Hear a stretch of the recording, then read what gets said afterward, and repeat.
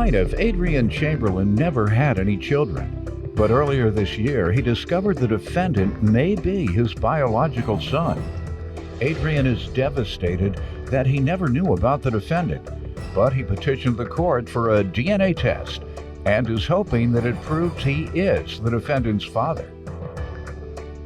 Defendant Timothy Ellis was adopted at birth, and he was always curious about his biological family. Timothy is eager to find out the results of the DNA test and says if Adrian is proven to be his father, he would consider it a blessing. All rise. This court is now in session. The Honorable Judge Greg Mathis presiding. You may now be seated. And I understand today we're here to determine whether you are Timothy's father. Is that correct? Yes, sir. Okay. Is that something you hope? Is that something you hope to be true, or?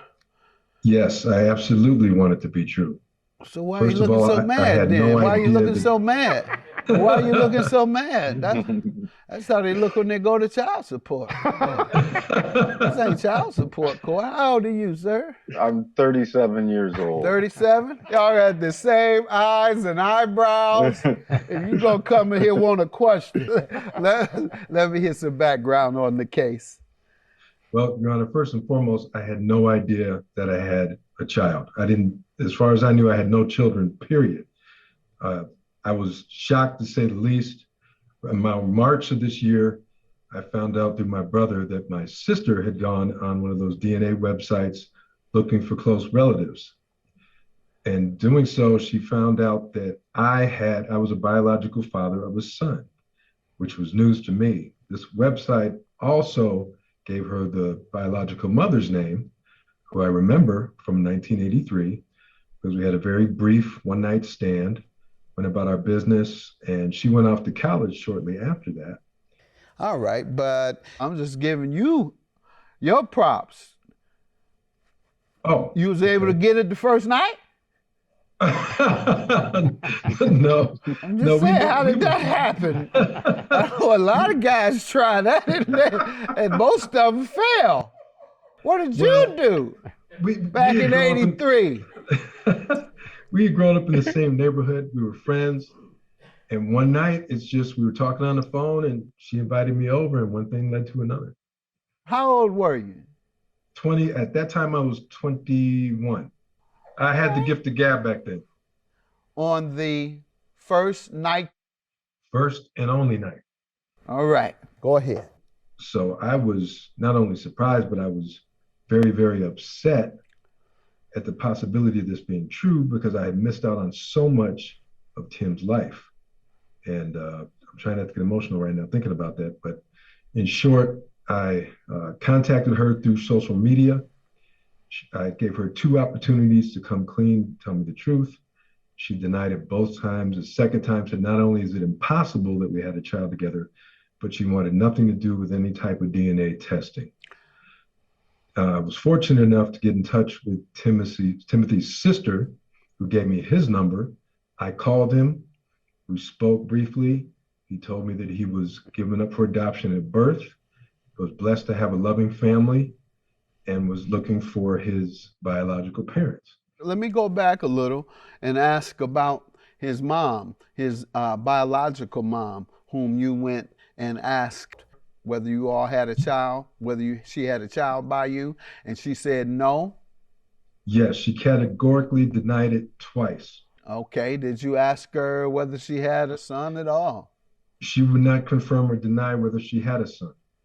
And after speaking with him shortly, not only do I think he looks like me, but I think he sounds like me. He speaks like me. He has some of my mannerisms. I would be shocked if he wasn't my son. And I'd be proud to be able to say I'm his father. Good, good. That's a great thing. And we hope that that is the case. And I understand today we're here to determine whether you are Timothy's father. Is that something you hope to be true, or? Yes, I absolutely want it to be true.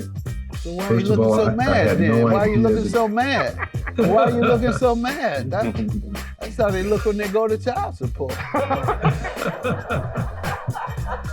Plaintiff Adrian Chamberlain never had any children, but earlier this year, he discovered the defendant may be his biological son, so he petitioned the court for a DNA test.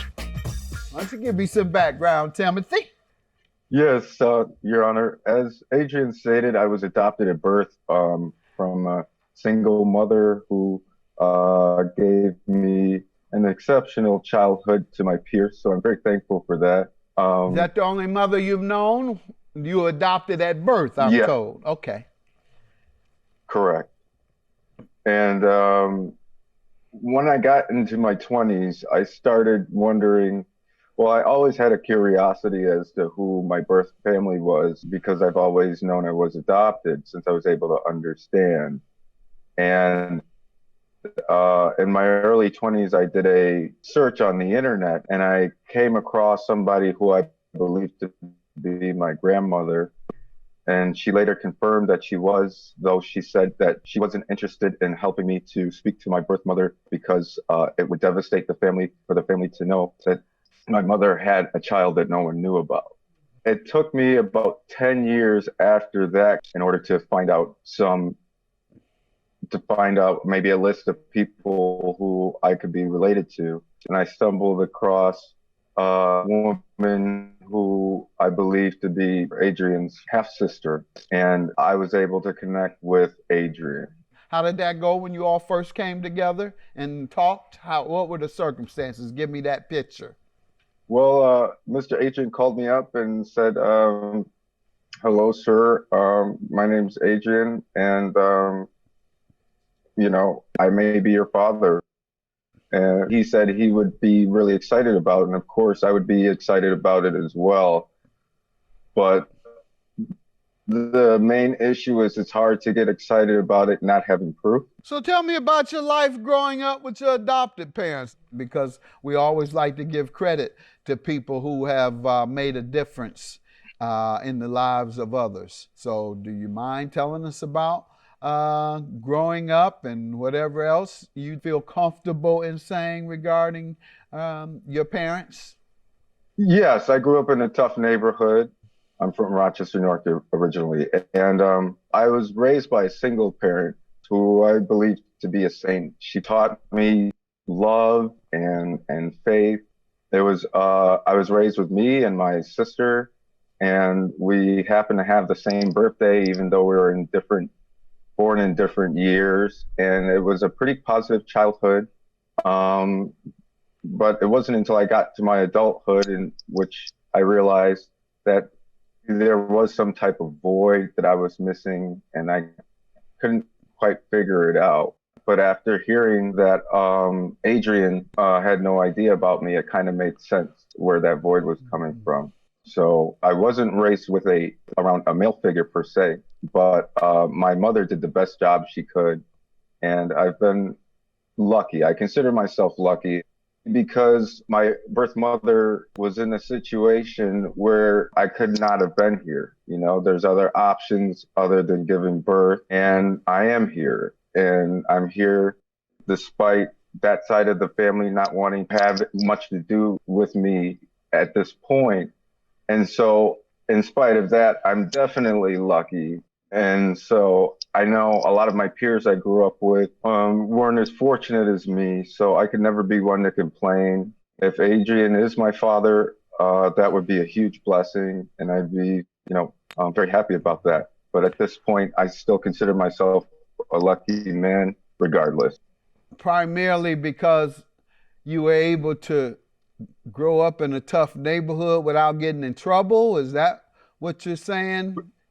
Yes, I grew up in a tough neighborhood. I would say. So you feel lucky not having gotten in trouble?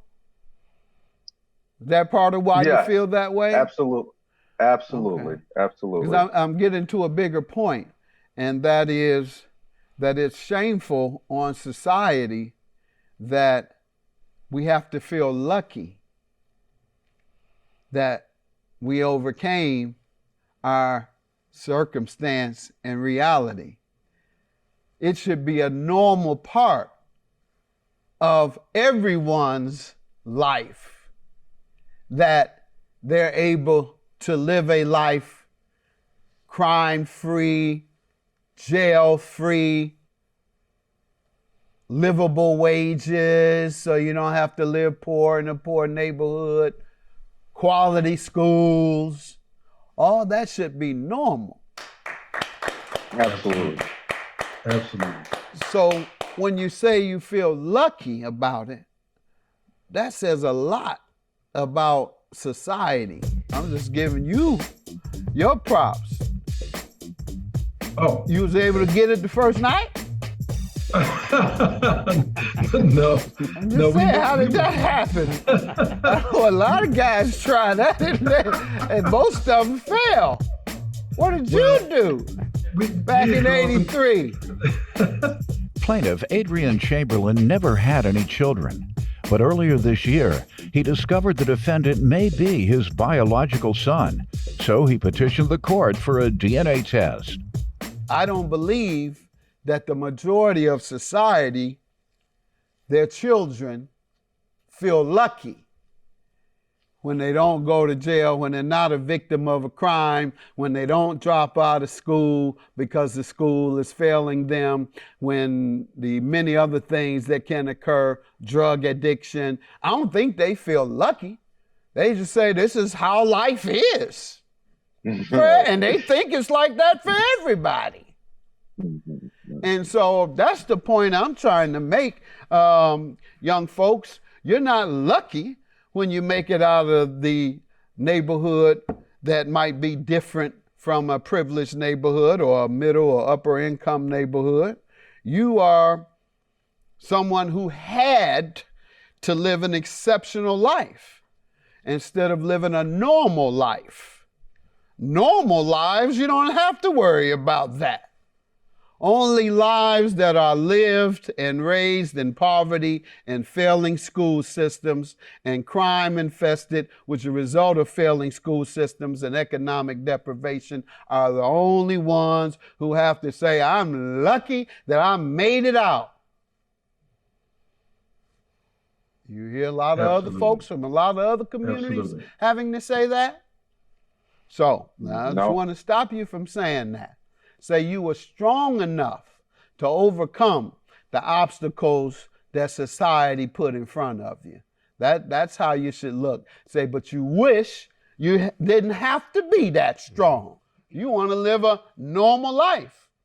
You know, black folks like to say, well, you have to work twice as hard but to succeed. And no, you don't. Well, you shouldn't have to. Why? That's what we're told, because of discrimination and holding you back, and you're not going to have the same opportunities, and you're not going to have those same good schools, so you have to work twice. I've never accepted that. I want to be regular. I want to work regular. I want to work the same amount as Doyle. I don't want to have to work twice as hard. I want to be able to get off after 8 or 10 hours. I don't want to have to work 14 hours when everybody else is working 10 just because I might be discriminated against or held back. So I have to overprove myself. No, just let me work regular. So you're not lucky. You had to overcome obstacles because society denies you the opportunity to be regular. All right, that my point is made, and we are proud of you. What are you doing with your life now? What did you do after high school?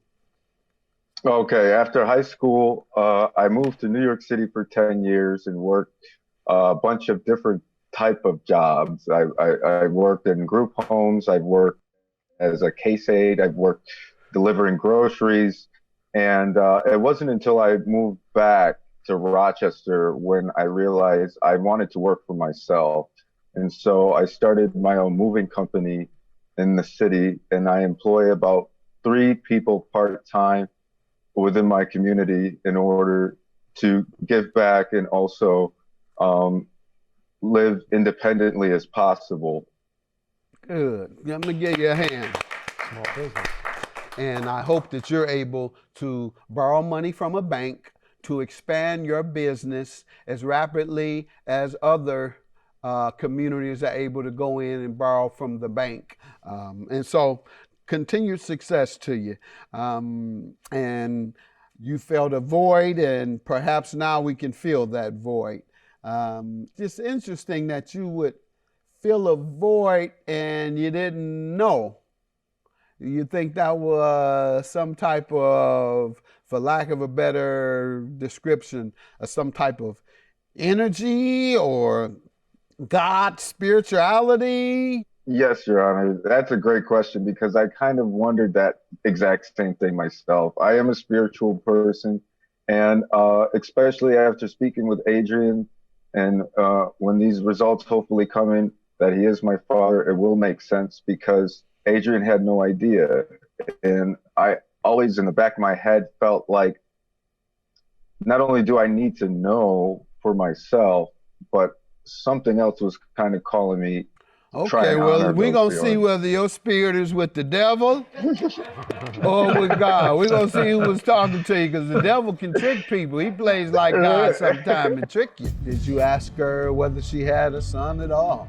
She would not confirm or deny whether she had a son. And after speaking with him shortly, not only do I think he looks like me, but he speaks like me. He has some of my mannerisms. I would be shocked if he wasn't my son. And I'd be proud to be able to say I'm his father. Good. Plaintiff Adrian Chamberlain never had any children, but earlier this year, he discovered the defendant may be his biological son, so he petitioned the court for a DNA test. The devil can't win against you. He is your father. Right. Yes, yes. I knew it. I knew it. Congratulations. Oh. Anything anyone want to say to each other or to the court? Yes, I'd like to say, Your Honor, not only thank you for this opportunity, but you've given me one of the best gifts, if not the best gift I've ever got in my life. And if you could see your way to helping me to get out to spend a few days with my son, I would greatly appreciate it. Okay, you want us to sponsor to help you out to go see your son? Yes, sir. All right, yes, sir. we'll do that. We'll do that. You don't... Thank you so much. God bless you guys. All right. God bless you too. Thank you, Ron. Thank you, Judge. Thank you. I knew it, Tim. I knew it. Yeah, thank you. I felt it. I mean, it's after the initial shock, after speaking to you, it's almost like listening to a younger version of me. And I have to tell you, I'm proud of you. I'm proud of you, son.